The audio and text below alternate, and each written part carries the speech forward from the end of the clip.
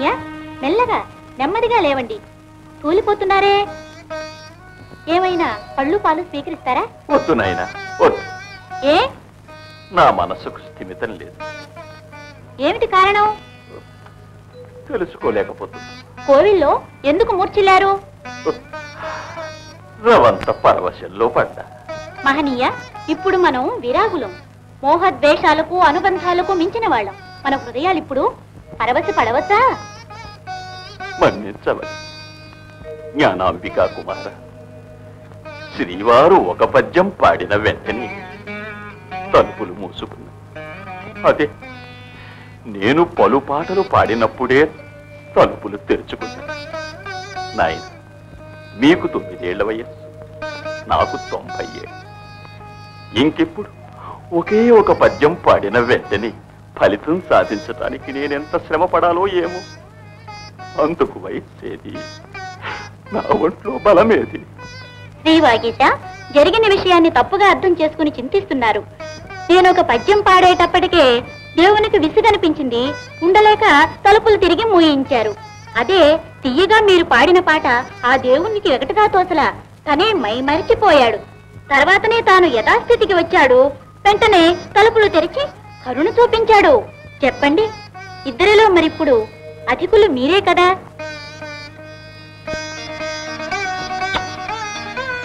జగజ్జనని జ్ఞాన క్షీరమాధుర్యాన్ని క్రోలిన విజ్ఞాని తమరితో దాసునికి వాదించి మెప్పించడం శక్యమా? నాయన, తీయని నీ మాటలు నేను ఆలకిస్తూ ఉన్నప్పుడు ఆ రసమాధురి చెలరేగి తేనెలు సాగి ఊయలలోకి నా ప్రతి అణువు పరవశించిపోతోందయ్యా. సరే, నాదొక విన్నపం. తీయండి. మరి మన ఇరువురం కలిసి ఊళ్ళు తిరగడం కన్నా చెరివొక దిక్కుగా ఊరూరా సంచరించి శివలీలలు పాడవచ్చు కదా. గౌరీ కుమార, ఎలా చెప్తే అలాగే నడుచుకుంటానయ్యా. తమరు ఉత్తర దిశకు వెళ్ళండి, నేను దక్షిణంగా వెళ్తాను. ఆజ్ఞాబద్ధుడిని. శ్రీవాగేశ, ఈ వియోగ భారం నాకు భరించడానికి కష్టం. మీరే ఆ మాట అంటే నా మనస్సు ఎంత బాధపడుతుంది. నాయన, ఈ ప్రేమానుబంధానికి అర్థాన్ని చెప్పగలవా? చెప్పలేము. అంతా ఈశ్వరుడి విలాసమే. శ్రీవాగేశ, మళ్ళీ ఎప్పుడు కలుస్తాం మనం? ఆ దేవుని ఆజ్ఞ ఉంటే మళ్ళీ కలుస్తాం. అంతా శివార్పణ, అంతా శివార్పణ, అంతా శివమయం, అంతా శివమయం. నమస్కారం అయ్యా. నమస్కారం, కూర్చోండి. ఆర్య, ఈ చింతలూరులో అనంతవాగీశుని పేరు పలు ధర్మాలయములు నిర్మించబడి ఉన్నాయి. వాటిని నిర్మించిన ధర్మాత్ములెవరు? మహాత్మా, ఈ చింతలూరిలో శంభుదాసుడు అనే ఓ భాగ్యవంతుడు ఉన్నారండి. వారు శ్రీవాగీశుని ఏనాడు చూడకపోయినప్పటికీ ఆ భక్త శిఖామణి యొక్క మహాత్యాన్ని, వారి పేరు ప్రఖ్యాతుల్ని తెలుసుకున్నప్పటి నుంచి తను సంపాదించిన యావదైశ్వర్యం ఆ శ్రీవాగీశుని పేరున సత్కార్యాలకు వెచ్చిస్తూ వస్తున్నారు. వారెవరో కాని మహత్తర పుణ్యాత్ముడు, మహాభక్తుడు. ఆ శంభుదాసుని నివాసం ఎక్కడున్నది? అదుగో ఆయల్లే ఆయన నివాసం. సరేనయ్యా, వస్తా. భద్రంగా వెళ్ళరండి.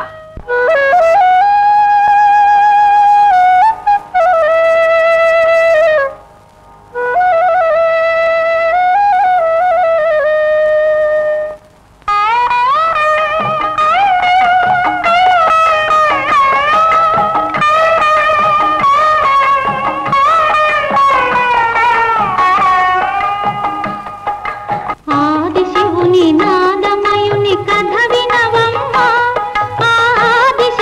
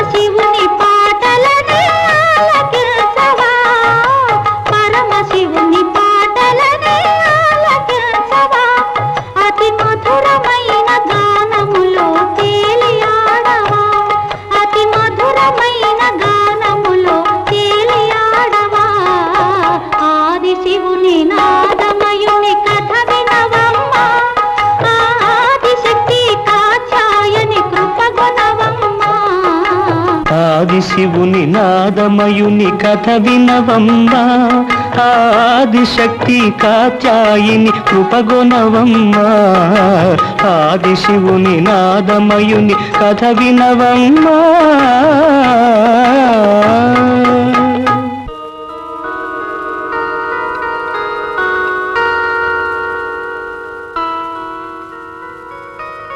నమస్కారం స్వామి. నమస్కారం. ఇంతకు ముందు పాడింది అయ్యగారేనా? అవునమ్మా. దేవుని మీద ఒక అమ్మ అతి కమ్మగా పాడడం ఆలకించి నాలో మైమర్చి నేను కలిసి పాడానమ్మా. ఇంతకు ముందు పాడింది తమరేనా? అవును స్వామి. ఈశ్వరుణ్ణి, ఈ ఇంటి కులదైవమైన శ్రీ వాగీశుణ్ణి తలచి నేనే పాడాను. అంతా శివార్పణ. అది చాలా భక్తిరసమైన పాటమ్మా. స్వామి, ఏలిన వారి గురించి తెలుసుకోవచ్చా? ఈశ్వరుని పాదపద్మాలను కొలుచుకునే దాసుడిని. మహాభాగ్యం స్వామి. శివదాసవరుల మీద ఈ కుటుంబానికి గొప్ప గౌరవం ఉంది. అయ్యా, అలసిపోయినట్టున్నారే, కొంచెం పలహారం తీసుకురానా? అమ్మా, వీణులకు విందవనప్పుడు కదా ఆకలి తెలుస్తుంది. గానరసాన్ని ఆస్వాదించిన నాకు భోజనం ఎందుకు? సరే, మరి మీకేం కావాలి? ఈ ఇంటికి యజమానురాలు తమరేనా? అవును స్వామి. తమరి పేరు? ఇందుమతి. శంభుదాసులు నా భర్తే స్వామి. అరుగో, వారే వచ్చేశారు. నమస్కారం స్వామి. శంభుదాస, శ్రీవారికి ఆయుష్ 1000 ఏళ్ళు. ఇంతకు ముందు తమరి గురించి అనుకుంటున్నాం, ఇంతలో తమరే వచ్చేశారు. ఏం కావాలి మీకు? నా వల్ల కావలసిన కార్యం ఏమైనా ఉందా? ఏమీ లేదు, ఏమీ లేదు. శ్రీవాగీశుని పేరున ఈ ఊరిలో పలు ధర్మాలయములు స్థాపించి నడిపించేది తమరే కదా? అవును స్వామి. ఆ వాగీసులను కులదైవముగా భావిస్తున్నాం. వారు పాడిన పాటలు, ఈశ్వరునికి వారు చేసే సేవలు, వారి గురించి విన్నప్పటి నుంచి నే సంపాదిస్తూ ఉన్న ధనం ఆ మహాత్ముని పేరుగా మంచి కార్యాలకు వినియోగపరుస్తున్నా. అయ్యా, ఆ వాగీసుని మీద నా భర్త చూపే అభిమానం వారికి జన్మనిచ్చిన తల్లిదండ్రుల మీద కూడా ఉండదు. ఈశ్వరునికి సేవలు ఆయన చేస్తుంటే వారి పేరున ఈయన ఏదో తోచిన సేవ చేస్తున్నారు. ఒక మాటలో చెప్పాలంటే అన్ని చోట్ల వారి పేరు అహర్నిశలో ఉండాలనే తపనతోనే ఈ ఇంటికి కూడా శ్రీ వాగీశ నిలయమనే పేరు పెట్టుకున్నాం. ఇదిగో, వీడే మా బిడ్డడు, వీడికి కూడా వారి పేరే పెట్టుకున్నాం. నమస్కారం స్వామి. అంతా శివార్పణ. అది సరే, ఆ వాగీశుని ఎక్కడైనా మీరు చూశారా? లేదు స్వామి.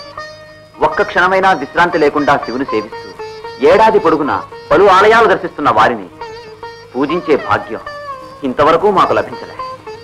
ఏదో ఒక రోజున ఆ మహాత్ముని పాదాలు ఈ ఇంటిని పావనం చేస్తే ఆనాటితో మా బ్రతుకులు ఫలించి చరితార్థములవుతాయని భావిస్తున్నాం స్వామి. ఇదెక్కడి పిచ్చితనం స్వామి, ఎందుకలా అంటున్నారు? ఎందుక దేశంలో ఎవరైనా పేరు తెచ్చుకోవటానికి తన పేరున దానాలు చేయడం ఆచారం. అది విడి ఎవడో పరాయి వ్యక్తి వాడి పేరున ఇన్ని ధర్మాలు చెయ్యడం, అంతటి పేరుకు అర్హత ఉన్నవాడా ఆ వాగీశుడు? మీరెవరో? వయసు ముదిరిన వారిని, అతిథులని ఇంతటిదాకా గౌరవిస్తూ వచ్చాను. ఇంకొక మారు శ్రీ వాగీసుని కించపరుస్తూ మాట్లాడడం కానీ జరిగితే ఇక్కడ ఘడి అయినా ఉండదు. ఇంకా మీరు వెళ్ళొచ్చు. ఆగ్రహపడవద్దు. ఈ ఇంటి కులదైవంగా భావించే వారిని కించపరిచి మాట్లాడితే ఏ విధంగా మమ్మల్ని సహించమంటారు? నీకు వయస్సు పెరిగిందే తప్ప బుద్ధి మాత్రం పెరగలేదే. తల్లి, తప్పుగా మాట్లాడితే మన్నించమట్టు.